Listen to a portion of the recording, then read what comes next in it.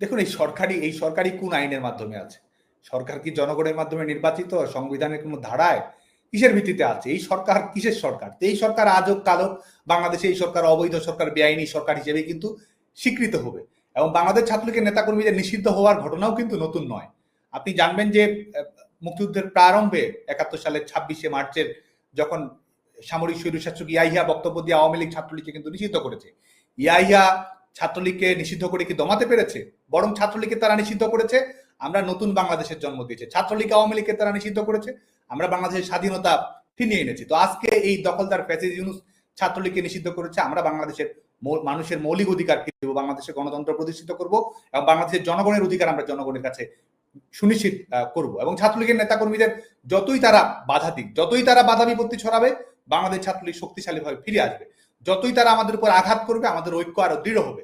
এবং এটি আমরা পরিষ্কারভাবে বলতে চাই, বাংলাদেশ ছাত্রলীগ বাংলাদেশের ছাত্র রাজনীতি থাকবে, বাংলাদেশ ছাত্রলীগ বাংলাদেশ ছাত্র সমাজকে নেতৃত্ব প্রদান করবে এবং এক ধরনের প্রতিযোগিতামূলক ইতিবাচক ছাত্র রাজনীতি বাংলাদেশে আমরা সুনিশ্চিত করবো এবং ন্যায় বিচার প্রতিষ্ঠা করা, সত্য প্রতিষ্ঠা করা, গণতান্ত্রিক ধারাবাহিকতা প্রতিষ্ঠা করা। বাংলাদেশ ছাত্রলীগ এই প্রতিজ্ঞা আমরা করেছি, এই প্রতিজ্ঞা আমরা রাখবো এবং যে কোনো মূল্যে আমরা আমাদের সংগ্রামকে অব্যাহত রাখবো। আত্মগোপনের প্রয়োজন নেই, আমাদের তো আর ছদ্মবেশ ধারণ করার প্রয়োজন নেই, আমাদের তো আর অন্য সংগঠনে থাকার প্রয়োজন নেই। আমরা যা করব প্রকাশ্যেই করব, ঘোষণা দিয়ে করব। আমাদের কার্যক্রম বাংলাদেশ ছাত্রলীগের অফিসিয়াল পেজ থেকে সরাসরি ঘোষণা করা হচ্ছে। আমাদের কমিটি উন্মুক্ত রয়েছে, কারণ আমাদের সেই সৎ সাহস রয়েছে। আমাদের ভুল ত্রুটি থাকলে, আমাদের সীমাবদ্ধতা থাকলে, আমাদের কেউ অন্যায় অবিচার করলে অবশ্যই যথোপযুক্ত ব্যবস্থা আমরা গ্রহণ করব। ভুল ত্রুটি থেকে আমরা শিক্ষা গ্রহণ করব। কিন্তু আমরা কখনো তারা আমাদেরকে নিষিদ্ধ বলবে কিংবা তারা যখন নিজেদের প্রকাশ্য ছিল অথচ নিষিদ্ধ ঘোষিত সংগঠনের মতো কার্যক্রম পরিচালনা করেছিল, বাংলাদেশ ছাত্রলীগ একটা মুহূর্তের জন্য নিষিদ্ধ সংগঠনের মতো গোপন কার্যক্রম চালাবে না। বাংলাদেশ ছাত্রলীগ একটা মুহূর্তের জন্য ছদ্মবেশে রাজনীতি করবে না। ঘোষণা দিয়ে বলবো এই সরকার দখলদার, ঘোষণা দিয়ে বলবো বাংলাদেশে গণতন্ত্র ফিরিয়ে নিয়ে আসবো, ঘোষণা দিয়ে আমরা প্রকাশ্যেই বলবো যে ধরনের অন্যায় অবিচার হচ্ছে সমস্ত কিছুর আইনানুগ বিচারের ব্যবস্থা বাংলাদেশের মাটিতে আমরা সুনিশ্চিত করবো। এবং ছাত্রলীগের কর্মীরা আজকে দেখুন, ছাত্রলীগের নেতা কর্মীদেরকে মামলা নেই, তারা ধরে ধরে নিয়ে পুলিশে দিয়ে যাচ্ছে। এবং শুধু তাই নয়, ঘোষণা দিয়ে তারা সেটি করছে, পিটিয়ে মারছে, থানায় দিচ্ছে, জামিন হচ্ছে না।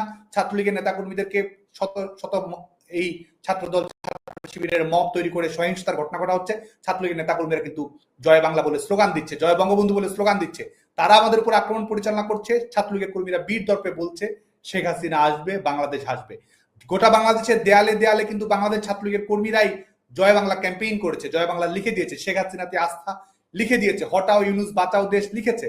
এবং বাংলাদেশ ছাত্রলীগের কর্মীরা এটি অব্যাহত রাখবে। আমাদের দলের প্রয়োজন নয়, আমাদের সংগঠন, আমাদের নিজস্ব প্রয়োজন সেটি নয়। আমরা মনে করি যে বাংলাদেশে রাজনীতি থাকবে, বাংলাদেশে গণতন্ত্র থাকবে, বাংলাদেশে এক ধরনের প্রতিযোগিতামূলক রাজনীতি থাকবে, বাংলাদেশে মুক্তিযুদ্ধের অঙ্গীকার থাকবে, বাংলাদেশে এক ধরনের সমতা ভিত্তিক বৈষম্যহীন গণতান্ত্রিক সমাজের প্রতিষ্ঠা থাকবে এবং সেই জায়গায় সবার অধিকারে যেন বাস্তবায়িত হয়। বাংলাদেশ ছাত্রলীগ সেই লক্ষ্যেই ভবিষ্যতে কাজ করবে। এবং আজকে দেখুন যে তারা শিক্ষার্থীদের সঙ্গে প্রতারণার বিষয়টি যদি আপনি দেখেন, যে তারা স্লোগান দিয়েছে বঙ্গবন্ধুর বাংলায় বৈষম্যের ঠাঁই নাই, তারাই কিন্তু ধানমন্ডি ৩২ নম্বর গুড়িয়ে দিয়েছে।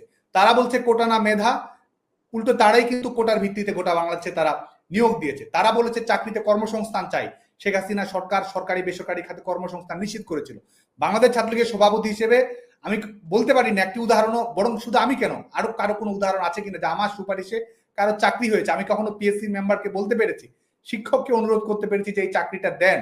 আমরা কখনো সেটি করিনি, কারণ সেই রাজনীতি আমরা বিশ্বাস করি না। মেধাভিত্তিক কর্মসংস্থানে আমরা চেয়েছি, অথচ আজকে বাংলাদেশে হচ্ছে কি? সরকারি চাকরির কোনো বাস্তবতা আছে? বাংলাদেশে কর্মসংস্থানের কোনো সুযোগ আছে? তো শিক্ষার্থীদেরকে ডাকা হয়েছে বঙ্গবন্ধুর নামে, কিন্তু আজকে তারা করছে ধানমন্ডি ৩২ আক্রমণ। শিক্ষার্থীদেরকে ডাকা হয়েছে মেধার কথা বলে, অথচ আজকে কিন্তু গোটা দেশব্যাপী কোটায় নিয়োগ প্রদান করা হচ্ছে। শিক্ষার্থীদের ডাকা হয়েছে ছাত্র রাজনীতি নিষিদ্ধ থাকবে, ক্যাম্পাসে রাজনীতি থাকবে না, অথচ যারা মুখে মুখে এসব কথা বলেছে তারাই কিন্তু আজকে সেই সব নিষিদ্ধ রাজনীতির হর্তাকর্তারাই কিন্তু আজকে বাংলাদেশের ক্যাম্পাসগুলোতে তারা জোরপূর্বক দখল করে দৌর্দণ্ড প্রতাপে কর্মকাণ্ড পরিচালনা করছে। তো তারা প্রতারণা রাজনীতি কারা করছে, হত্যা সহিংসতা রাজনীতি কারা করছে? তারাই তো করেছে। তো এটি, এবং তারা মনে করছে তারা বিজয়ী। আমি সুস্পষ্ট হয়ে বলতে চাই, তারা বিজয়ী নয়। মহান মুক্তিযুদ্ধের সময়ে ১৯৭১ সালে পাকিস্তান সেনাবাহিনীর সহযোগিতায় এই রাজাকার আলবদর শামসরাও কিন্তু দৌর্দণ্ড প্রতাপ দেখিয়েছে, পেটোয়া বাহিনীর মতো বাংলাদেশের মানুষের উপর জুলুম করেছে এবং তারা ভেবেছে তারা বিজয়ী। তারা কিন্তু বিজয়ী হয়নি, তারা শেষ পর্যন্ত পরাজিতই থেকেছে। এবং যারা মুক্তিকামী, যারা লড়াই করেছে, তারাই কিন্তু বাংলাদেশের মানুষের কাছে বীর হিসেবে আখ্যায়িত হয়েছে। বঙ্গবন্ধুর খুনিরা বঙ্গভবন দখল করে রিভলভার দিয়ে দেশ পরিচালনা করেছে, তারা নিজেদেরকে জাতীয় বীর ঘোষণা করেছে। এই আগস্ট শুধু নয়, সেই আগস্টকেও তারা বিপ্লব ঘোষণা করেছিল। শেষ পর্যন্ত বঙ্গবন্ধুর খুনিরা বঙ্গবন্ধুর খুনি থেকেছে বাংলাদেশের মানুষের কাছে, এবং বাংলাদেশের ছাত্রলীগের কর্মীরা দোর্দণ্ড প্রতাপে ঘুরে দাঁড়িয়ে গণতন্ত্র পুনরুদ্ধার করে বাংলাদেশের উন্নয়ন অগ্রযাত্রা মানুষের অধিকারের জন্য কাজ করেছে। এবং এবারও যারা মনে করছে যে এই 11 মাসই বাংলাদেশের পলিটিক্যাল ক্যালেন্ডার, তাদেরকে আমরা মনে করি দিয়ে যে বাংলাদেশের পলিটিক্যাল ক্যালেন্ডার শেষ হয়নি। বাংলাদেশের পলিটিক্যাল ক্যালেন্ডার নতুন করে লেখা হবে। 11 মাসই শেষ নয়, আরো অনেক ইতিহাস বাংলাদেশে তৈরি হবে, এবং সেই ইতিহাসের অপেক্ষায় সবাই যেন থাকে। অস্থিতিশীলতা তৈরি করেই কিন্তু তারা ক্ষমতায় এসেছে, এবং একটা দায়িত্বশীল রাজনীতির এই যে কৌশল, এই কৌশল থেকে তারা তাদের নিজস্ব স্বার্থ হাসিল করেছে সন্ত্রাস, সহিংসতা এবং অস্থিতিশীল পরিবেশ তৈরি করার মাধ্যমে। 11 মাস অতিক্রান্ত হয়েছে এবং আমাদেরকে তারা ফ্যাসিস্ট বলছে, স্বৈরতন্ত্র বলছে, অথচ তারা কিন্তু নিষিদ্ধ করেছে আওয়ামী লীগকে। তারা কিন্তু ঘোষণা দিয়ে আইন করে বলছে যে আওয়ামী লীগের পক্ষে আপনি ক্যাম্পেইন করতে পারবেন না, পত্রিকায় লিখতে পারবেন না, সেটি আপনার অপরাধ। মিছিল করাকে বলা হচ্ছে, মিছিল করলেই বলা হচ্ছে তাকে ধরা হবে। বাংলাদেশের রাজনৈতিক ইতিহাসে কবে বা আমরা এটি আমরা কবেই বা দেখেছি যখন এই ধরনের পরিবেশ তৈরি করা হয়েছে? বাংলাদেশ ছাত্রলীগ, বাংলাদেশ আওয়ামী লীগ, বাংলাদেশ ছাত্রলীগ কিন্তু আমরা কোন অবস্থাতে আমরা লড়াই করব, আত্মত্যাগ করব, সংগ্রাম করব, জীবন আমাদের কেড়ে নিতে পারে, কিন্তু বাংলাদেশের মানুষের জন্য নতুন জীবন আমরা তৈরি করেই ছাড়বো। এবং অস্থিতিশীলতা, সহিংসতা, সন্ত্রাস, এটিকে আমরা রাজনৈতিক কৌশল মনে করি না। এসব কৌশল করে পেছনে দরজা দিয়ে ক্ষমতায় যাওয়া যায়, নিজেদেরকে স্বঘোষিত উপদেষ্টা, বিপ্লবের নায়ক হিসেবে ঘোষণা করা যায়। আমরা এসবে থোড়াই কেয়ার করি। আমরা আমাদের শান্তির শক্তিতে, সংগঠনের শক্তিতে, ঘুরে দাঁড়ানোর শক্তিতে, মানুষের সমর্থন অর্জন করার শক্তিতে, ত্যাগের শক্তিতে আমরা বিশ্বাস করি।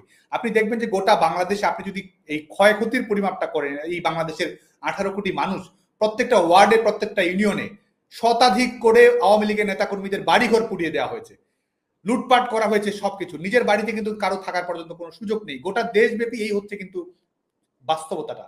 কিন্তু এর পরেও কিন্তু বাংলাদেশ আওয়ামী লীগ, বাংলাদেশ ছাত্রলীগ কি করার চেষ্টা করছে আপনি দেখুন।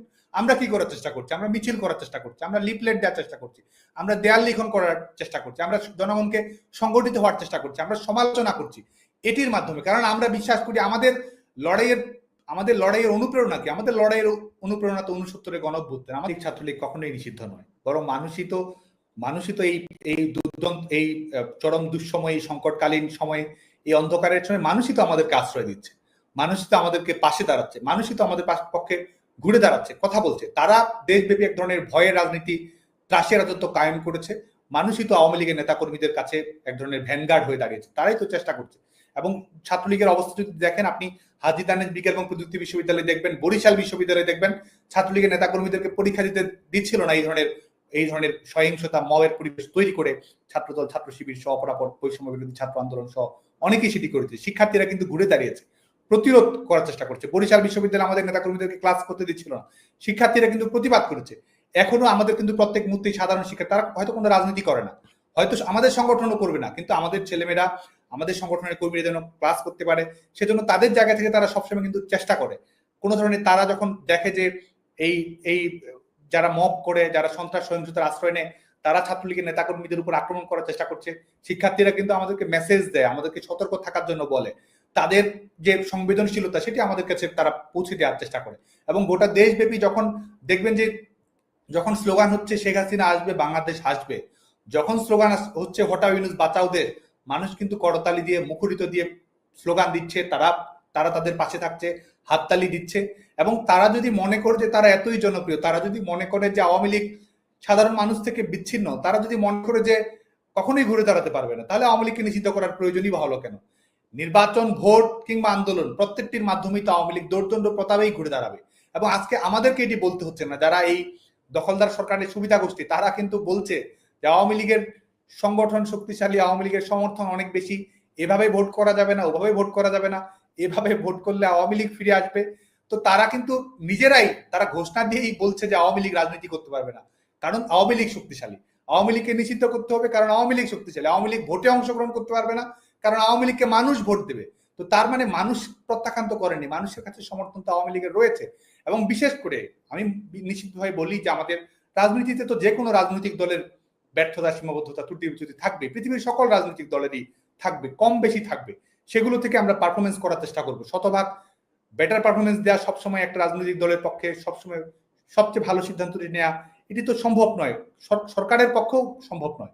কিন্তু আমরা বিশ্বাস করি যে আমাদের যে অর্জন রয়েছে, আওয়ামী লীগ সরকারের যে অর্জন রয়েছে, মানুষের সঙ্গে যে ধরনের সম্পৃক্ততা রয়েছে, সাধারণ মানুষের জীবনযাপনে যে ধরনের পরিবর্তন আওয়ামী লীগ সরকার নিয়ে আসতে পেরেছে, আওয়ামী লীগ সরকারই সাধারণ মানুষের কাছে সবচেয়ে জনপ্রিয় রাজনৈতিক দল। এবং এটি তারা জানে বলেই কিন্তু তারা আজকে 200 টাকার তত্ত্ব দিচ্ছে যে 200 টাকা দিয়ে মানুষের ভোট কেনা যায়, 100 টাকার ভোট কিনে দেওয়া যায়, এখন ভোট দেওয়া যাবে না, আওয়ামী লীগকে ছাড়া নির্বাচন করতে হবে।